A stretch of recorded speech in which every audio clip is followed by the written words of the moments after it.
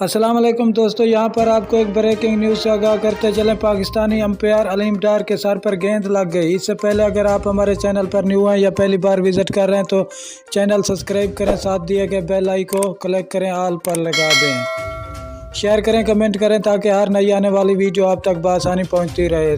तो नाज़रीन, चलते हैं वीडियो की तरफ। पहली इनिंग के 5वें ओवर में फील्डर ने दूसरे खिलाड़ी के पास गेंद फेंकी जो रास्ते में आने वाले अलीम डार के सर पर लगी। फील्डिंग टीम के खिलाड़ी ने अंपायर के सर पर मालिश की।